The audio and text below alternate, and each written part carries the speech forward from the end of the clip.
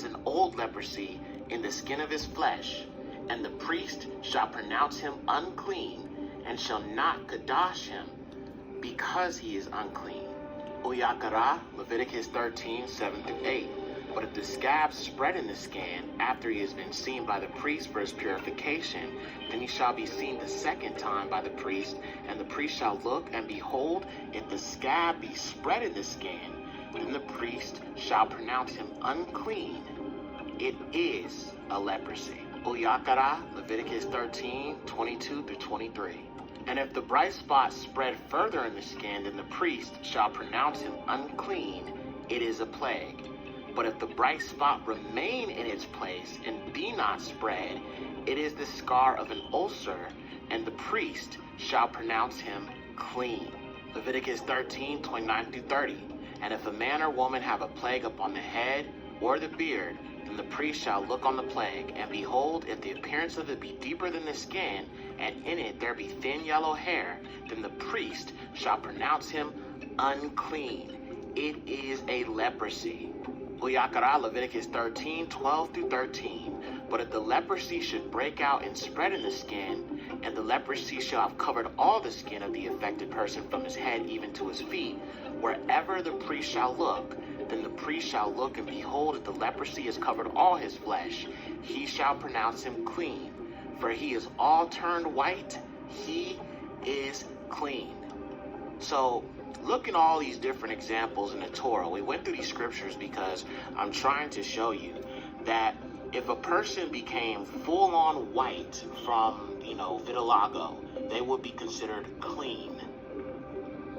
And if a person has patches, spots, speckles on the skin, they would be considered unclean. Now, looking at this seems to me like vitiligo fits the bill 100%. There's no way, with everything we looked at, any of this is applicable to European white people. Because we're talking about a darker skinned people that this law was given to. It had nothing to do with Europeans. Now, they love to talk about melanin and black skin and all this other stuff, but yet there were laws given to look out for people with white speckles in their skin. So now that we understand all of these things about the laws, we understand the curse of the white skin, the curse of leprosy, all these things. Now, let's get into the real truth about the curse of Canaan, because the more deeper we go into this, the more it's going to make sense. So let's go ahead and move into the next chapter. I had to set the groundwork for all of this so nobody can disprove what I'm about to show y'all. Let's get it.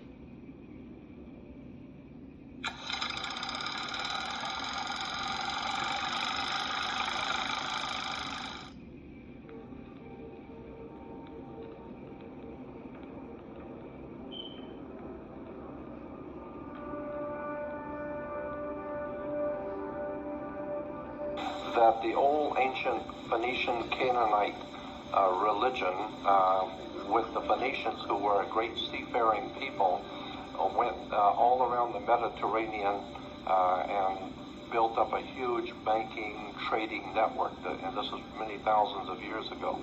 They ended up, the Phoenicians went through the Straits of Gibraltar and north into what we today know as Northern Europe.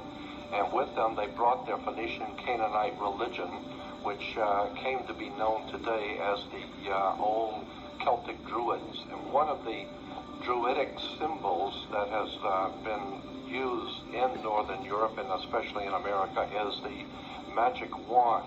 The magicians used magic wands, magi, magician, and magic wands, the reference works will tell you, have always been made out of the wood of a holly tree. They're made out of Hollywood. Okay? And that's why you have the name of the city, Hollywood. Consequently, when you understand that there is a legitimate, de jure, and real magical system that's based on some very ancient Canaanite, Phoenician Canaanite blood ritual, all kinds of strange religious systems in operation, and that's how I believe the people who are in real power maintain their power, because they've made a pact with an occult force that operates on this earth. Agreed. In Tunisia, just outside Jerusalem, children were said to have been sacrificed to Baal by being, quote, passed through fire in an area called a Tophet. According to Rashi, the single most influential commentator of the Middle Ages, the massive statue of, quote, Molech, which was of copper, and they would heat it up from underneath with its hands spread out, and they would place the child on his hands, and he would be burnt and mown, and the priests would beat drums so the father should not hear his son's voice and take pity, end quote. It's pertinent to understand the Hebrew Bible referred to Moloch worship as Canaanite idolatry, straying away from Judaism. The quotes from Leviticus are clear. But the religion of Carthage in North Africa managed to continue the Canaanite ritual. With several modifications, they birthed what the Jewish virtual library called the cult of Moloch, creating the largest Japheth ever discovered, covering almost 4 miles with 9 descending levels. Rabbinical tradition stated, quote, the body of Moloch was hollow, divided into 7 compartments. In one, which they put flour. In the 2nd through 6th, they put animals. And in the 7th, a child, which were all burned together by heating the statue inside. Initially, scholars interpreted these claims as exaggerated fictions, stemming from Greek and Roman propaganda, who publicly shamed these cults as barbaric. But in 1923, French-led excavations at Carthage found some 20,000 burials containing cremated infant and animal bones kept in urns, inscribed with dedications to Baal and the Phoenician theonym for Moloch. They discovered long genealogical pedigrees signifying noble families, with one lineage stretching back 16 generations, suggesting the ritual was, quote, an elite practice. The University of Oxford published a study of the findings, concluding the Greek and Roman accounts were true, and not, as modern scholars believed, propaganda.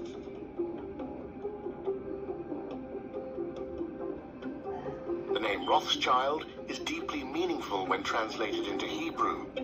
Perhaps the German Jewish name Rothschild is directly transliterated into Hebrew letter by letter to mimic its sound, rather than translated into Hebrew word by word to convey its hidden meaning, because the correct Hebrew translation of the German word Rothschild is Magen Edom, meaning shield of the Edomites. The Hebrew word Edom means red, as well as the nation of Edom descended from Esau, Jacob's evil twin. The name Edom is composed of the word Adam, Aleph, Dalet, Mem, plus the serpent letter Vav, which is a pictogram of a snake. The Hebrew word Edom signifies the joining of the holy bloodline of Eve with the satanic seed of the serpent through their son Cain by adding a snake, a Vav, to the name Adam. Edom is literally spelled Adam, who is also Eve, plus the snake of Vav in the Garden of Eden, to graphically and cryptically portray Judaism's secret doctrine that Gentiles are the satanic offspring of the evil serpent and Eve. Eve herself is said to be the evil, tempting female side of Adam, which means that Gentiles derive entirely from evil and have no redeeming qualities whatsoever. Many of the leading Rothschilds have had a Messiah complex and acted as dynastical kings of the Jews, like King David. They adopted a coat of arms that mimics the German Jewish royal houses of Hanover and Saxe-Coburg and Gotha, as well as the Royal Scottish and related regal coat of arms of Great Britain, which came to be ruled by those same German Jewish royal houses. The German Jewish monarchs of Great Britain changed the name of their house to Windsor in 1917 to conceal their German Jewish roots shortly before Lord Balfour issued his declaration to Lord Walter Rothschild in the name of the King's majestic government. The unicorn signifies God, the Messiah son of David, and the Sapphira Hesed, the mercy and love he brings to the Jewish people in the form of the rainbow. The lion is the unicorn's arch-enemy, Satan, the Messiah son of Joseph, and stands for Samael and the red planet Mars, and the Sapphira Din and Gevurah, the judgment, punishment, and power of Satan. The Sephirotic Rothschild coat of arms contains a red shield behind the moon of Yesod, the Sapphira of the two Messiahs. It also exhibits the six-pointed Magen David, or Shield of David, on the left-hand evil side. The Zionists changed the color of this Islamic six-pointed seal of Solomon to the color blue, which they believe safeguards Jews from the evil eye and casts Samael's consuming blue fire from heaven down upon the Gentiles to exterminate them.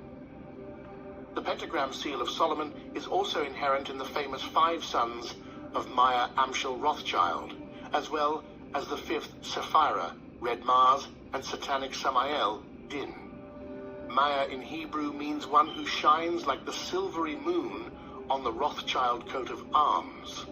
The moon is Yesod, the Messiah's. It is interesting to note that the British mistake the lion to represent England and the unicorn, Scotland, on their coat of arms, and that the Scottish often have red hair and ruddy complexions like Edom and King David. Red represents the Egyptian god Set, the god of the redlands of the Egyptian deserts. Judaism is Seth Typhon worship. The name David Meyer de Rothschild bears strong messianic meanings related to King Messiah, son of David. King David was ruddy red, and the name David is spelled Dalet Vav Dalet in Hebrew. It contains two of the letters of the Hebrew word Edom and the all-important snake letter Vav right in the middle. Vahav is also the middle letter of the Torah in the belly in Leviticus chapter 11, verse 42. David had the blood of Cain in his veins through his maternal ancestors, making him one of the ruling Bene Elohim, or sons of the gods. It is interesting to note that David Meyer de Rothschild has shown his love for the Sapphira Malkut, the earth, the kingdom of the world to come, and has journeyed to both the Arctic and Antarctic poles, which in some mythologies are believed to contain portals to a subterranean world to come, illuminated by the fires of the Black Sun in hell. Now, before we continue, I want to just say that you have to factor in that a lot of the stuff I'm going to show you does not acknowledge us as the true children of Yasharal. So you're going to have to chew up the meat and spit out the bones on some of this information. But nonetheless, the information is there. We know damn well that David is not a descendant of no freaking Cain. He's a descendant of Adam. All right, so I just need to make that clear as we continue to look at some more of this information. Some of these are coming from our enemies, so we have to chew up the meat and spit out the bones. All right, let's keep it going.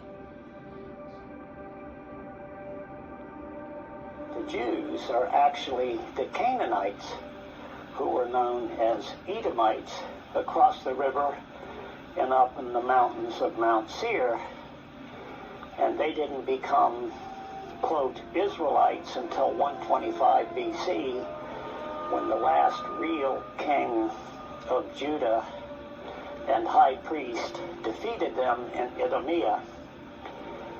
Incredibly, unlike David in 1000 BC, he told them be circumcised or die. So all those Jews decided to join the Israelite religion in 125 BC. They wrote none of the Bible. Escaped there and went up to the Caucasus Mountains through the pass of Israel and came out on the other side, known as Caucasians. And we feel that a cleansing of the idiot ideology of the coward, incompetent Christ is in order. And so this is something that the Church of Satan is conducting on many different avenues.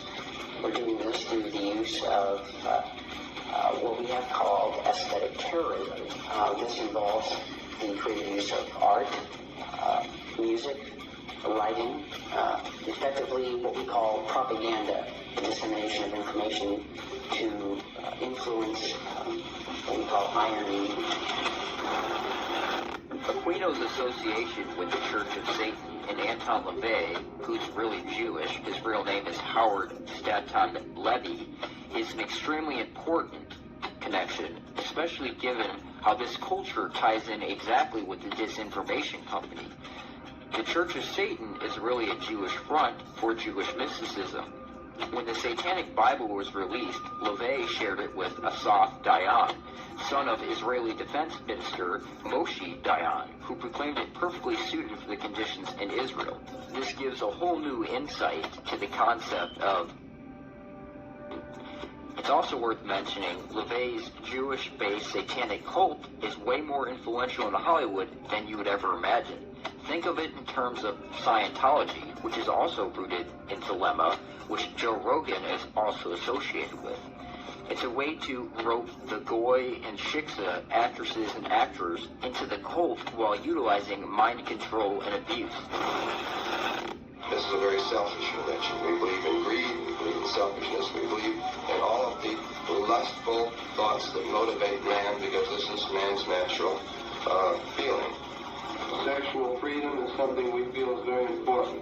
That's a necessary requisite of the Satanic Church. But I can do anything that I want to.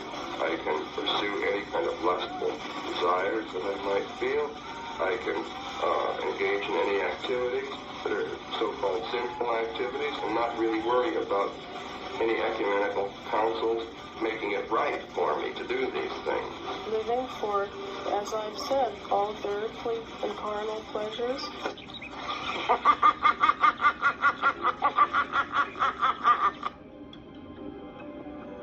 UNESCO is a sub-organization of the United Nations. Julian Huxley is the former director of UNESCO.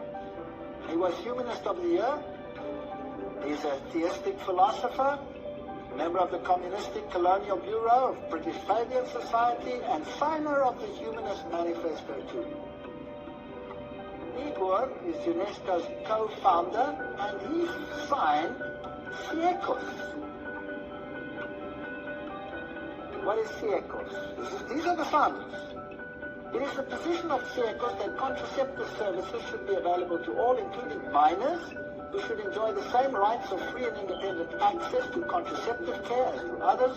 It is the position of Siekos that the use of explicit sexual material, sometimes referred to as pornography, can serve a variety of important needs in the lives of countless individuals. Under Huxley's guidance, they prepared a guide for teachers. Now, I would like the parents to take a note.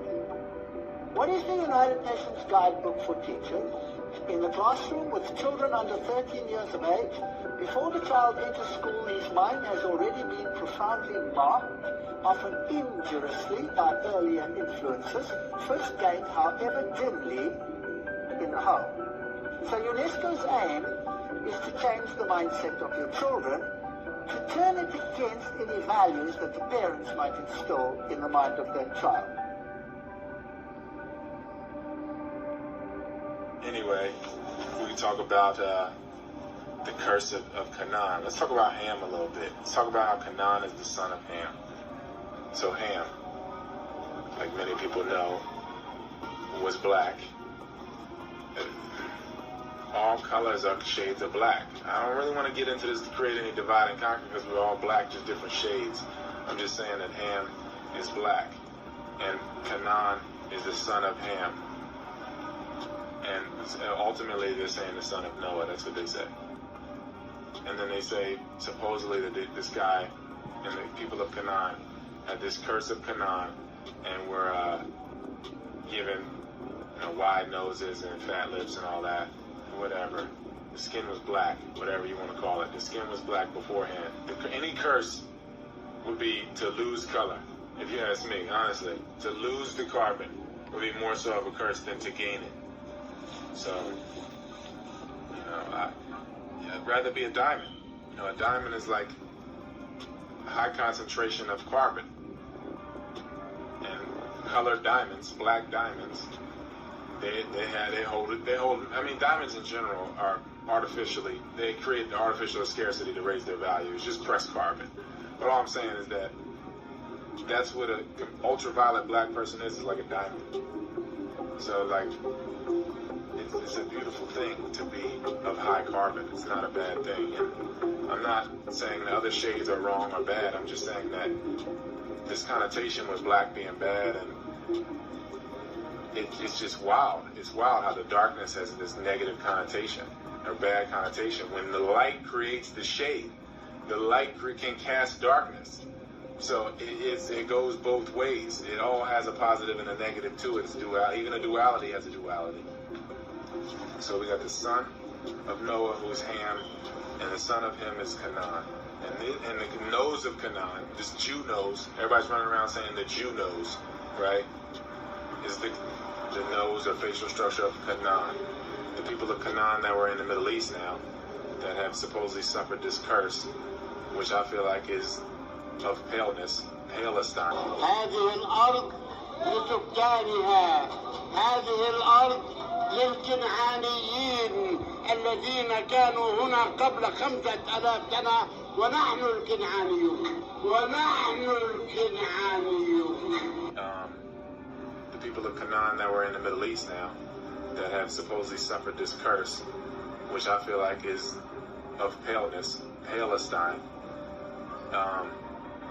You got the Mormons saying that the curse was to become black. Just like they say the Native Americans are also from Israel. They might have came through Israel. Some of them may have came up from East Africa through Israel, Silk Roaded it out, and across Asia, and by land or sea, got to North America, South America. So you got the Mormons saying that the curse of the Native American is that they got pale, just as they said that the curse of Canaan was to get black.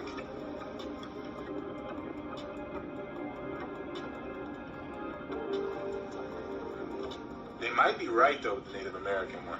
Like I said, Native Americans are basically Aborigines and Mongoloid mixes. They might be right, though, with the Native American one.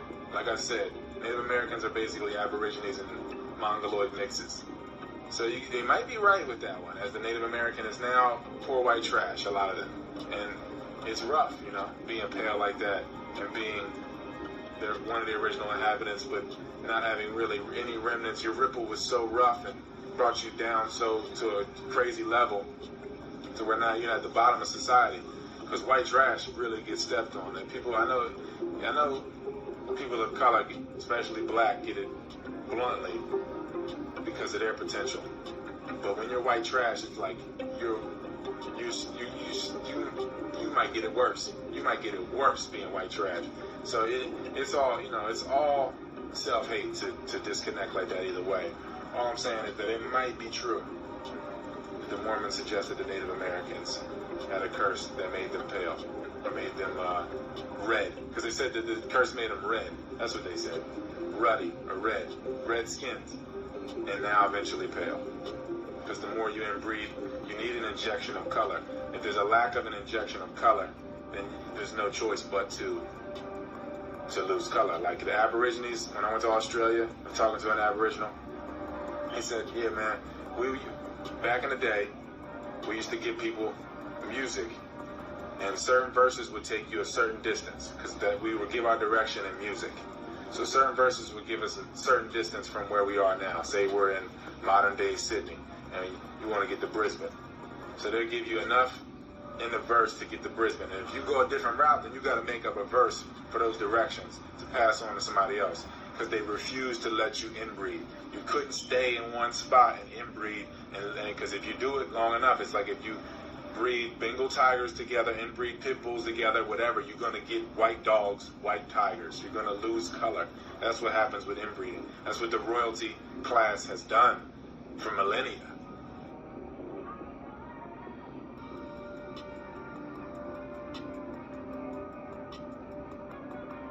They inbreed to keep it in the family so tight, and that you need a break in the genetics at some level to keep things, to perpetuate things. Because once it's too tight, then the cycle, it doesn't really spin. It's like how you have like two big banks in America now, with Chase kind of being another big bank, but really you got Bank of America, Wells Fargo, JP Morgan Chase.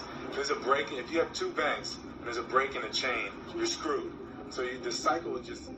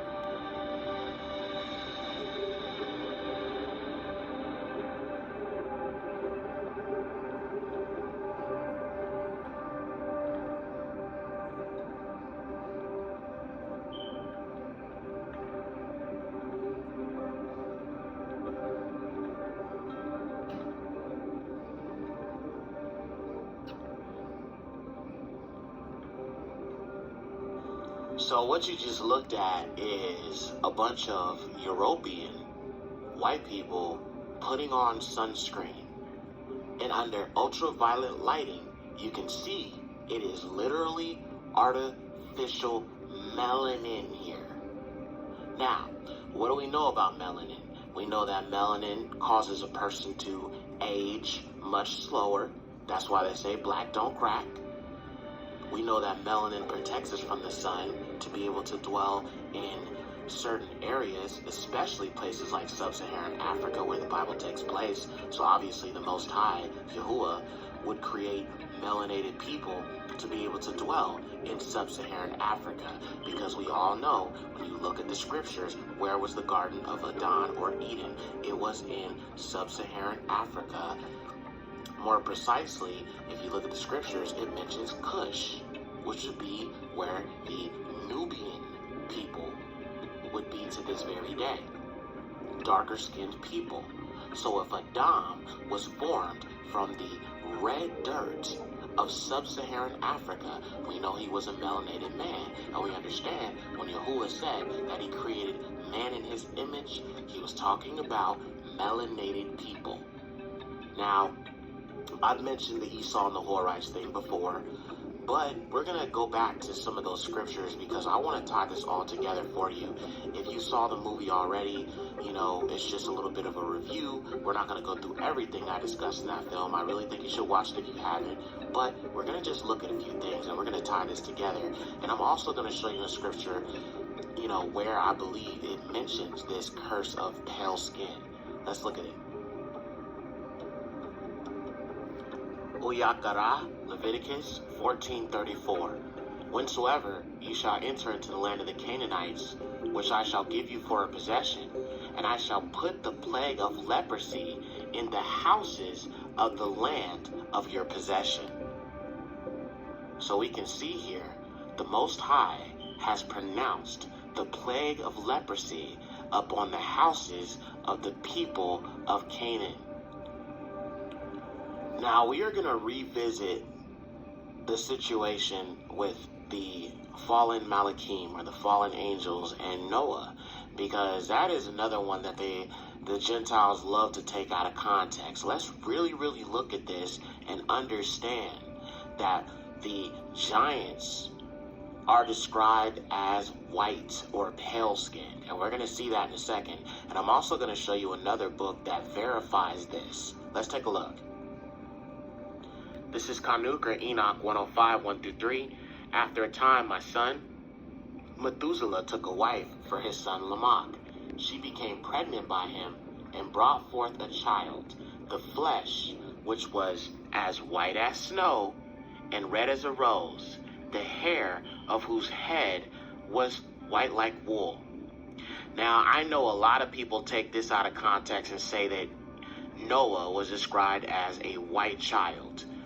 The problem with that is there's no way that this white child who became a white man had a dark-skinned son like him. There's no way. As a matter of fact, anytime you see in the scriptures it says white like wool, it's referring to the texture. The texture, all right? But here it says white like wool. Well, we know oftentimes that albino people often have whitish or bright colored hair because of the lack of pigmentation, the lack of melanin. So we're going to look at that a little bit deeper in a second. And long, and whose eyes were beautiful, when he opened them, he illuminated all the house like the sun. The whole house abounded with light. And he was taken from the hand of the midwife. Opening also his mouth, he spoke to Yahuwah of righteousness. Then Lamech, his father, was afraid of him, and flying away came to his own father Methuselah, and said, I have begotten a son, unlike to other children. He is not human, but resembling the offspring of the angels of heaven, is of a different nature from ours, being altogether unlike to us. Now, let's explain this because it's very telling. Now, I think a lot of what we're seeing here in the text is actually more so symbolic than it is literal, as far as him flying around the room and things of that nature. But he was afraid because he assumed based off of how Noah looked, that he was the offspring of the angels. Now, why would he think that? He would think that because, number one, it was unusual for a child with pale skin to be born to dark-skinned people. So it's very much likely that Noah was the first albino ever seen at the time. So if he said that Noah resembles the offspring of the fallen angels, then what does that tell you? The Nephilim were white or pale-skinned. Now, if you look at a white person or a Caucasian, and then you look at somebody with albinism, you can see where I'm going with this. Now, let me just show you a few examples of albinism, and we looked at a little bit of it earlier, but I just want to show this because people love to twist stuff. Now, if you look at other albino people from other nations, you can see the hair texture is not the same as the Negro albino. So when I see woolly hair texture being described here, white like wool, woolly hair with a whitish tint because of the albinism, it makes perfect sense. This is not talking about Caucasian, nor is this talking about an albino Caucasian. This is talking about a albino Negro that had 3 black, dark-skinned sons. Let's continue. All right, this is the book of Noah, fragment, chapter 6. And after some days, my son Methuselah took a wife for his son Lamech, and she became pregnant by him and bore a son. And his body was white as snow, and red as the blooming of a rose, and the hair of his head and his long locks were white as wool, and his eyes beautiful. And when he opened his eyes, he lighted up the whole house like the sun, and the whole house was very bright. So we have another example proving when it says woolly, it is talking about woolly textured hair, so much to a point that baby Noah had locks. Here's an example of a albino Negro with locks in his hair, which looks to be what one would perceive as white. All right, I just had to prove that. Now, let's continue on. Now, I think it's important as we're putting this together that we go back and we revisit the fallen. We go back and revisit the Nephilim, because the Nephilim is where you get these satanic bloodlines, these Illuminati, Luciferian, serpentine bloodlines, okay? And many of those bloodlines were found in the Canaanite tribes, okay? So we know about the cave dwellers. We know about the Horites, all right? We know that there were 3 races of giants that were born from the Nephilim. So even today, there are still descendants of these fallen bloodline Canaanite type people. All right. Now, the Neanderthal is one of those examples. All right. And I'm going to show some proof in a minute because we must tie this all together, family. So let's go back and let's look at the scriptures. We're going to break this down. Barshith, Genesis 6, 1 through 2, and verse 4. And it came to pass, when men began to multiply on the face of the earth, that daughters were born to them, and that the sons of Elua, having seen the daughters of men, that they were beautiful, took to themselves wives of all whom they chose. Now the giants were upon the earth in those days, and after that, when the sons of Elua went unto the daughters of men, they bore children to them, and those were the giants of old, the men of renown. So this reference is talking about these Nephilim, these giants that were born when the sons of Elua, which are not men and women, okay? I got a lot of people on my last video, the Esau and the Horites thing, telling me it's talking about men. It wasn't talking about men. It was talking about angels. All right? That's what it was talking about. And I'm going to show you more proof in a minute. Let's keep going. Kanuk or Enoch 3, 1 through 2, and verses 7 through 10. And it came to pass when the children of men had multiplied, that in those days were born unto them beautiful and comely daughters. And the Malachim, or angels, the children of Hashamayim, the heavens, saw and lusted after them, and said to one another, Come, let us choose ourselves wives from among the children of men, and beget us children. So we can see clearly. See, this is why they removed this out of the biblical canon, the book of Enoch, because it gives so much more context to what is mentioned in the book of Barshith or Genesis chapter 6. Let's keep reading. And all the others together with them took unto themselves wives, and each chose for himself one, and they began to go in unto them and to defile themselves with them. So if this is talking about men, then why would men laying with women be a sort of defilement? It's because these were spiritual heavenly beings coming down upon the daughters of men. And they taught them charms and enchantments and the cutting of roots, and made them acquainted with plants. And they became pregnant, and they bare great giants, whose height was 3,000 cubits, who consumed all the acquisitions of men. And when men could no longer sustain them, the giants turned against them and devoured mankind. And they began to sin against birds and beasts and reptiles and fish, and to devour one another's flesh and drink the blood. Then the earth laid accusation against the lawless ones. You see, they removed the book of Enoch because it exposes why you have these Luciferian, rich, powerful families such as the Rothschilds, the Rockefellers, the Bilderberg Group, the royal family, all of these European Canaanites that have fallen angel blood in them, that are doing all these wicked Luciferian things. Why you think every single president is related? Why all these bloodlines are interconnected? All right, you can't ignore this. It is the truth, and the Most High showed it to me. The truth is the truth. Let's keep going. Now, just so you can understand what I said about these presidents all being related, so you realize there is a bloodline, let me just show you a few examples of what I'm talking about. All right, and then we'll continue on, because like I said, I don't like saying things without being able to prove it. I can always prove stuff that I say because I do a lot of research. But let's look at this. It's a great thing for history. George Washington, Thomas Jefferson, William Howard Taft, and President Barack Obama. One young girl traced them all back to one common ancestor. They're all cousins and all grandsons of John Lackland.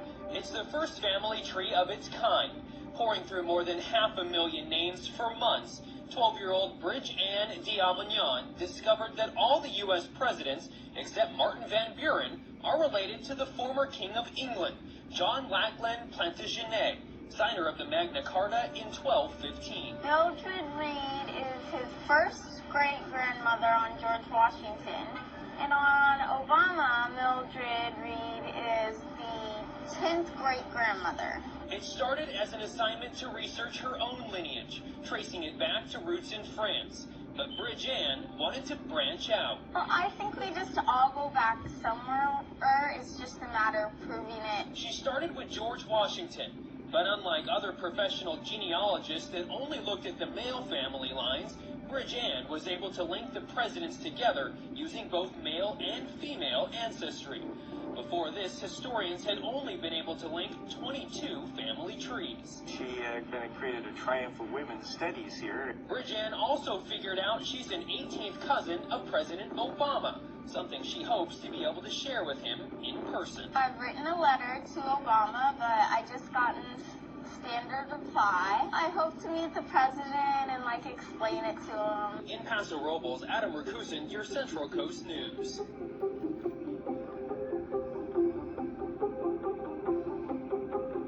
The Rothschild family line has relied on a considerable amount of interest.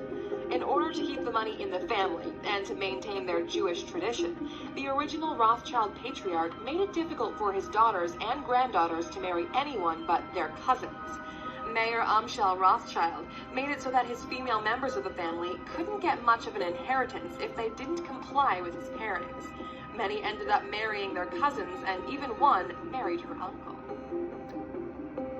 And Baron James was head of the parish branch, and the youngest of the 5 sons of our Amschel Rothschild gave an astonishingly uninhibited description of the 19th century Rothschild policy of keeping it in the family. I'll quote to you from what he wrote, make you smile. In our family, we've always tried to keep love in the family.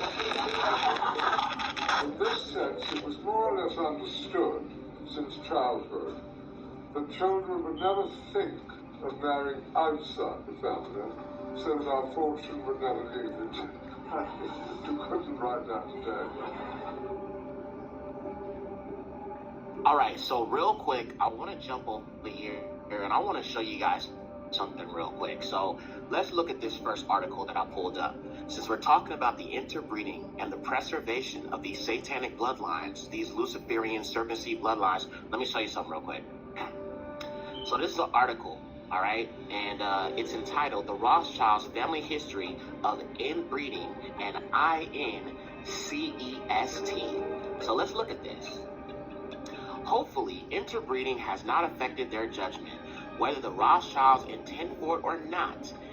INCEST, this word, can't say it out loud because this will be posted on YouTube, has the inevitable effect of preventing wealth from being inherited outside of the family, because the women rarely produce heirs for a non-Rothschild, okay? The Rothschild Bank was essentially a noble court in practice, a business in form, and like all nobility, the Rothschilds practiced copious amounts of this word. Most of the family's girls were married to a first cousin, uncle, etc. Any who did not marry this word usually married actual nobility or members of other prominent banking families. These marriages were generally arranged by the parents long beforehand. Let us look at James Meyer and his wife Betty, who was also his niece. They married in 1824. All last names in the following chart are pre-marriage names, so that they indicate the original family the spouse comes from. This is only a very shallow picture of the extent to which this word, marriage, was practiced among the Rothschilds. By the second generation descending from Father Mayer Armsel, we are left with 17 Rothschilds plus the original 5 men. So basically, these heathens are nothing but a bunch of inbred bastard heathen children. That's what they are. Their children are heathens, they're bastards, they're illegitimate, they're mixing with their own people. I mean, it's just disgusting, but this is what they do. Why? To preserve this satanic Luciferian bloodline. Okay? It's all about bloodlines. You have the righteous bloodline, which is Jacob, and then you have the serpent seed bloodline, which is these people in these higher positions. And don't worry, I'm not just talking about the Rev 2939s. We're going to get to the Anglo-Saxons and a lot of these other European Caucasoid people as well, because they are also a part of this. We don't worry, we're going to get to them. Of these 22 fellows, 15 were married, this word. By the 4th generation, the British banker Nathan Rothschild would marry his cousin Emma Louise. They shared not only both grandparents on the maternal side, but on the paternal side too, making them double first cousins. It is an undeniable fact that a double's first cousin wife is something which requires generations of this word to even render possible. James Rothschild also married his 17-year-old cousin. Oh my gosh. Wow. Dorothy, when he was 35, he married his 17-year-old cousin when he was 35. Well, you shouldn't be surprised, right? And so on. The reader gets the point and may look further into that if they wish. The IN, you know what word, is important to note because while it may seem like only a bizarre quirk, it is actually an economic mechanism. Whether the Rothschilds intend for it or not, this word has the inevitable effect of preventing wealth from being inherited outside of the family because the women rarely produce heirs for a non-Rothschild. Okay, alright. So I just wanted to show you that. I'm not going to read the whole thing. Now, you still don't believe me? Take a look at this. These are some depictions of some of these peoples from ancient times. Now, you can see obviously at the very bottom, on the bottom left, you see this like Hamite individual with this really, really, really big skull. Well, yes, sir. What does this have to do with the Rothschilds? Take a look. You see how his head shape is the damn same? Okay? You remember that movie, The Coneheads? There's a lot of truth to that. So, these people are really descendants of these black Canaanites that were cursed with leprosy, pale skin. That's why you can see the cone kind of shape that his head has, and that's because of centuries of you know what, all right? And then you look and you compare that to this, and you can see that the original people would have been melanated. These Canaanite tribes would have been originally the melanated people, but we can see that some of these Canaanites here obviously have the same cone shape, but a difference in complexion. All right? So I just wanted to show you that so y'all can know that this stuff is real. These bloodlines are real, okay? And we're going to continue on. Now that we understand fully about the interbreeding and the bloodlines and all of that, let's look at these Horites, okay, who were Canaanites. We're going to look at these Horites, and we can compare that to the modern-day Caucasoid. Because, listen, another reason why I believe that some Canaanites, not all Canaanites, but some Canaanites were cursed with pale skin is because when I think about these Horites, they were dwelling in caves, okay? Now, if you look up the Abari word for Shair or Seir, where they dwelled, you can see that it was a place in the mountains, okay? And if you look up the word Horites, you get troglodyte, cave dweller. We talked about this before, all right?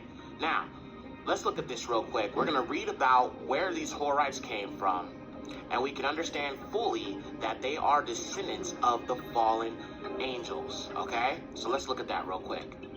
Barashith, Genesis 36:20-21, and these are the sons of Shair or Seir, the Kari or Horite, who inhabited the land, Lotan and Sabal and Sabagan and Anah and Dishan and Ashar and Reshan. These are the chiefs of the Karim, or the Horites, the sons of Shair in the land of Edom. Now we know that Esau ended up mixing with these descendants of the fallen known as the Horites, which brought forward the child known as Amalek, which is where you get your modern day Revelation 2939s to this day.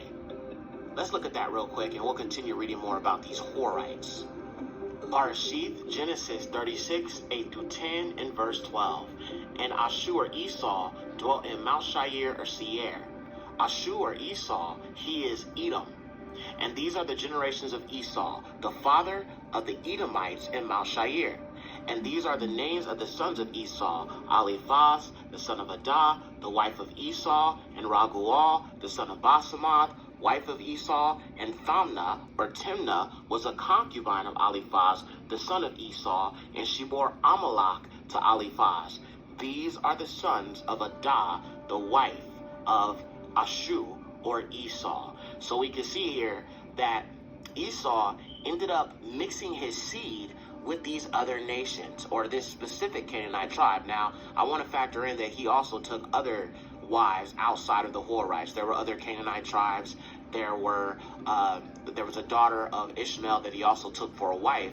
But this is where the fallen bloodline comes from, okay? This is the people that would bring about many of these Europeans you see in power today. The cave dwellers, the troglodytes, the Horites, okay? Let's keep going. This is Yashar or Jasher, chapter 10, verse 28. And Shair, the son of Hor, son of Hevi, son of Canaan, went and found a valley opposite to Mount Paran, and he built a city there. And he and his 7 sons and his household dwelt there. And he called the city which he built Shair, according to his name. That is the land of Shair to this day. These are the families of the children of Ham, according to their language and cities, when they were scattered to their countries after the tower. Okay? So we can see here that these Horites are descendants of Canaan, Hamites. And as we've already explained, some of these Canaanites, which are actual Hamites, were cursed with white skin. Let's continue. Now, I also want to talk a little bit about the fallen bloodline, the Rh negative factor, because that is something to also factor into this as well. The fallen bloodline of the Rh negative group is connected to the secret societies, the royal families, as we mentioned earlier, the Rothschilds, and many of these people in higher positions. So I'm going to just show you a quick video where this man actually admits that Caucasians have Rh negative blood. At least a lot of them do. Now, one thing I will say is this little video that I'm about to show you is based heavily on white supremacy. But what he does while trying to substantiate white supremacy and Caucasians being the first creation of the Most High, which they're not, we know that's not true, he actually ends up admitting that most Caucasians have this. Take a look. Etymologically related to terms denoting a person with red hair and light rosy skin, whether it be due to blushing, sunburn, or simply good health. In regard to red hair, there is anecdotal evidence to suggest that people with this trait tend to have rhesus negative blood, further bolstering the assertion that Adam was the first Caucasoid hominid. See, the rhesus blood antigen is an antigen first discovered in the rhesus primate, and out of 612 primate species, not one lacks this blood antigen. If all humans descended from primates in an evolutionary manner, we should expect the rhesus blood antigen to be present in all humans. However, it is not. Roughly 15% of mankind is rhesus negative, meaning they lack these antigens, and the highest proportion of these rhesus negative individuals are Europeans. In Europe, rhesus negative blood reaches its maximum at 47.2% among the Basques of Spain and France. It also occurs at a rate of 10 to 20% in the rest of Europe. Of course, it also occurs at a rate of 1 to 5% among non-Europeans, but this can be explained by the presence of Caucasoid haplogroups in each region in which it is found. For example, in Africa, it is found amongst Berbers and Ethiopians, both of whom possess haplogroups R1b, J, and T, as well as a substantial amount of autosomal admixture from Caucasians. Another interesting fact is that rhesus-negative women cannot reproduce with rhesus-positive men without medical intervention, as their bodies begin to treat the fetus as a foreign object and kill it off. Likewise, if a rhesus-negative individual receives a blood transfusion from a rhesus-positive individual, their anti-rhesus antibodies will attack the foreign rhesus-positive red blood cells, leading to hemolytic transfusion reaction. This can result in fever, chills, organ failure, hemolysis, hypovolemic shock, septic shock, and possibly death. Conclusively, this rare blood type, which lacks primate antigens, is primarily found among Europeans and other Caucasoid populations.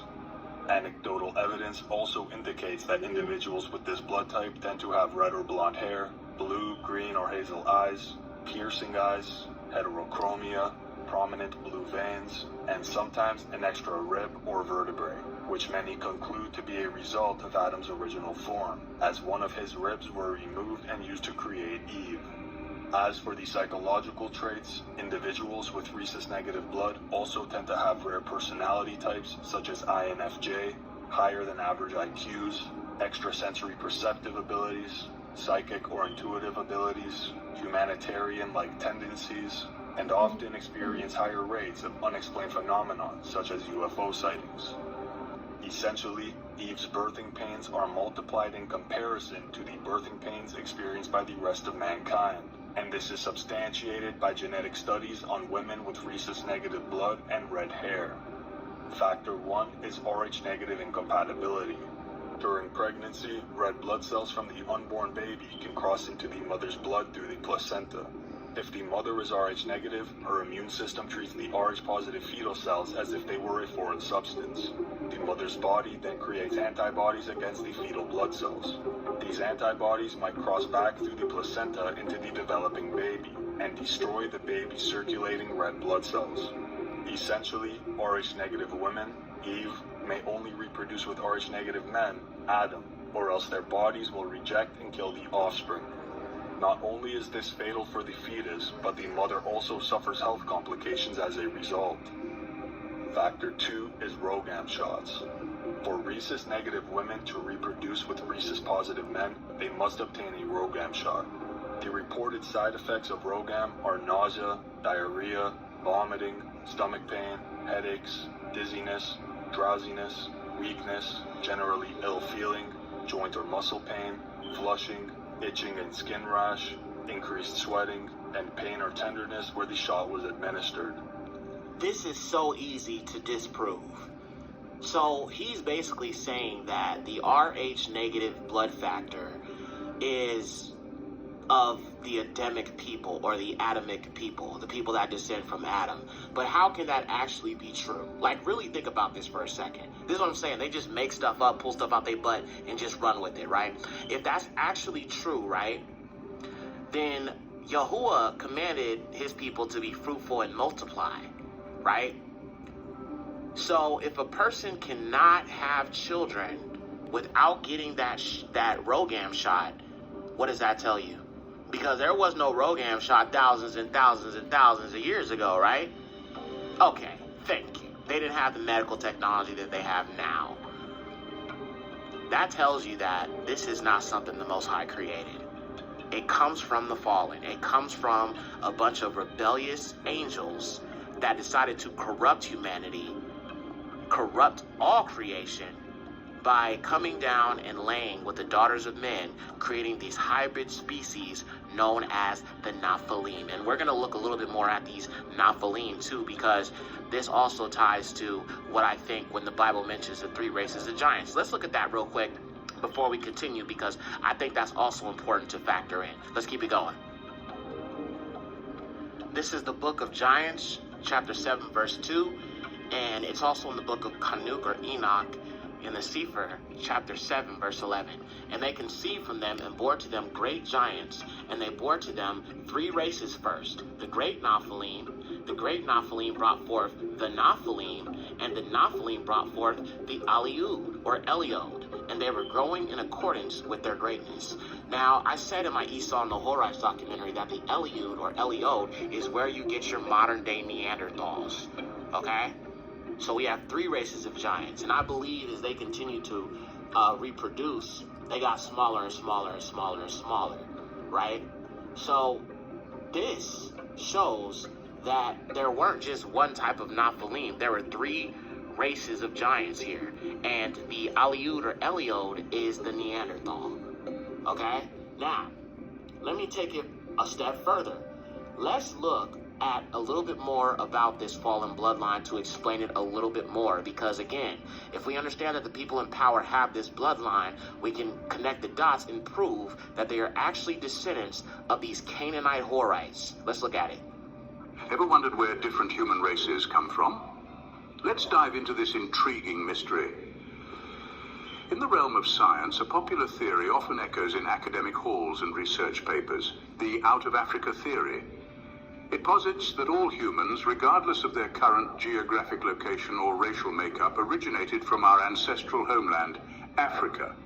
This theory is backed by a wealth of genetic and archaeological evidence suggesting that our most distant relatives sprang from this vibrant continent, spreading out and populating the rest of the world.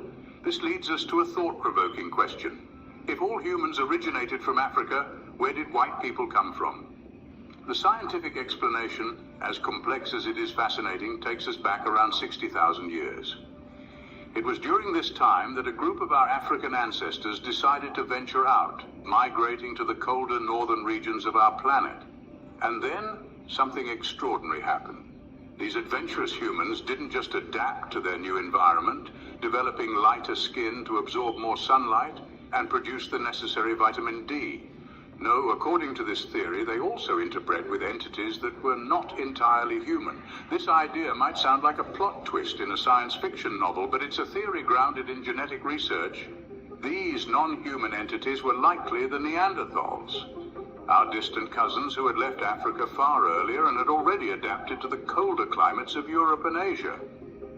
So, in essence, the scientific viewpoint suggests that the diversity in human races today is a result of migration, adaptation, and interbreeding with other hominid species. A fascinating theory, isn't it? But what if there's another perspective to consider? A viewpoint that isn't grounded in genetics and evolution, but in ancient texts and religious belief. Yes, we're talking about the biblical explanation of human race origins. So that's the scientific viewpoint, but let's take a look at another perspective, the biblical explanation. According to biblical accounts, the origin of races takes a different turn.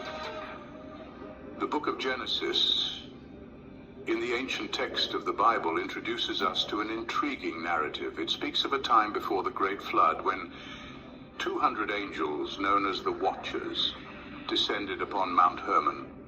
Enamored by the beauty of human women, these celestial beings took them as wives. Their union bore offspring referred to as the Nephilim, who were giants, mighty men of old, renowned for their strength and stature. This narrative, while it might sound like a mythical tale, is deeply rooted in biblical interpretation and has been a subject of theological debate for centuries. It proposes an alternative explanation for human evolution and diversity. The offspring of these human angelic unions, the Nephilim, were said to be physical giants, but their existence also had a spiritual dimension. They were hybrid beings, a mix of the divine and the human, and their impact on human history was profound. But it's not just about the physical traits. The Nephilim were believed to possess knowledge and skills far beyond what was common for humans at the time. They were the bearers of advanced knowledge in arts, science, and technology, which they passed on to humanity. This exchange of knowledge and culture might have contributed significantly to the advancement and diversity of human societies. However, this narrative also carries an ominous undertone. The intermingling between the divine and human was seen as a transgression, a violation of the natural order. It was one of the reasons given for the Great Flood, a divine purge to cleanse the earth of these hybrid beings and their influence. This narrative gives us a different perspective on the origin of races. But how does it relate to the Neanderthal gene? The Neanderthal gene is a key piece in the puzzle of human evolution. But where does it come from? This question has intrigued scientists, historians, and theologians alike for centuries. According to science, the Neanderthal gene is a remnant from a time when our ancestors shared the earth with other hominids. However, science has yet to provide a comprehensive explanation for its existence. In the quest to understand the Neanderthal gene, we come across a fascinating theory. This theory isn't rooted in laboratories or scientific journals, but in the age-old scriptures of the Bible. It involves a character named Esau and a group known as the Horites, or cave dwellers. Esau, according to biblical narratives, was the elder twin brother of Jacob, who later became the patriarch of the Israelites. Esau was famously known for his red hair, a trait that has been associated with Neanderthals. The Bible tells us that Esau's descendants mixed with the cave-dwelling Horites. Could this mixing of populations have introduced the Neanderthal gene into the human gene pool? The Bible verse Jeremiah 49:10 states, "But I have made Esau bare, I have uncovered his secret places, and he shall not be able to hide himself. His seed is spoiled, and his brethren and his neighbors, and he is not." Could this spoiling of Esau's seed refer to the introduction of the Neanderthal gene? As intriguing as these theories are, we must remember that they are interpretations of ancient texts. The Bible, like any other historical document, is open to interpretation. What we perceive as facts today may be understood differently tomorrow. However, the mystery of the Neanderthal gene remains. Science has yet to provide a definitive answer, leaving room for alternative theories and explanations. The biblical account of Esau and the Horites offers one such perspective, a perspective that challenges us to think beyond the confines of our current understanding. So in the absence of a definitive scientific explanation, the biblical account offers an alternative perspective. The mystery of the Neanderthal gene continues to provoke thought and invite exploration. It is a reminder that our understanding of human evolution is still evolving, much like we are. The biblical narrative doesn't stop with Esau. His descendants, according to the Bible, have spread far and wide. This narrative suggests that the lineage of Esau extends beyond the borders of the ancient Near East, reaching into the distant corners of Asia, the Americas, and Europe. It paints a picture of a world where the descendants of Esau are not singularly represented by Asians, Mexicans, or Europeans, but have intermingled with populations across the globe. Imagine a tapestry. woven with threads of diverse colors and textures. Each thread represents a different nation, a distinct people, and the varied strands of Esau's lineage are intertwined within this vast, complex weave. Over the course of history, these threads have become so intermingled that it's nearly impossible to separate them, creating a rich, intricate pattern of human ancestry. The narrative also draws a stark contrast between native populations and those we see today. It suggests that the indigenous peoples of the world, those living in harmony with their lands long before the advent of modern civilization, have been overshadowed, their stories often lost or forgotten in the annals of history. These native populations, rich in culture and tradition, have been largely replaced or assimilated by the descendants of Esau, according to the biblical account. This shift in power dynamics, this replacement of native populations with modern ones, can be seen in the historical record, from the conquests of Alexander the Great to the colonial era to the present day. The narrative of Esau's descendants spreading and mixing with all nations is reflected in the ebb and flow of empires, the rise and fall of civilizations. This account provides an intriguing view on the distribution of races around the world. It's a perspective that invites us to consider the complex interplay of history, culture, and genetics in shaping the world as we know it today. It's a narrative that, whether you subscribe to it or not, adds another layer of complexity to our understanding of human ancestry and the interconnectedness of all peoples. The biblical narrative suggests that Esau's descendants have had a significant impact on the world. Their influence, it seems, extends far beyond their initial proliferation and has shaped the socio-political landscape of our planet in subtle and not so subtle ways. The descendants of Esau are believed to be embedded in the fabric of our society. They are the leaders, the governors, the presidents, and the rich. This belief is not merely a speculation, but a perspective that is deeply rooted in historical and biblical narratives. For instance, let's take the story of the European invaders in America. It's a tale that echoes the narrative of Esau's descendants. These individuals, believed to be descendants of Esau, journeyed across vast oceans, arriving on a land inhabited by a vibrant indigenous population. However, the arrival of these invaders marked a significant turning point in the history of the continent. The Europeans, much like Esau's descendants, established themselves as the new leaders of the land. They took control of the territories, transforming the socio-political landscape in ways that still resonate today. The native population was pushed into the shadows, their voices often drowned out by the overwhelming might of the invaders. The new leaders, the governors, the presidents, and the rich were now the descendants of Esau, reshaping the continent in their image. This narrative of the European invaders in America is but one example of the supposed impact of Esau's descendants. It is an echo of a pattern that has repeated itself in various forms and in various places across the globe. From the corridors of power in modern nations to the wealth that fuels the global economy, the descendants of Esau have left their mark. This narrative paints a fascinating picture of the influence of Esau's descendants on the world. It's a tale of power, of transformation, and of a lineage that has, according to the biblical narrative, shaped the world as we know it today. Ever wondered if white people could possibly be the lepers from the Bible? Quite the thought, isn't it?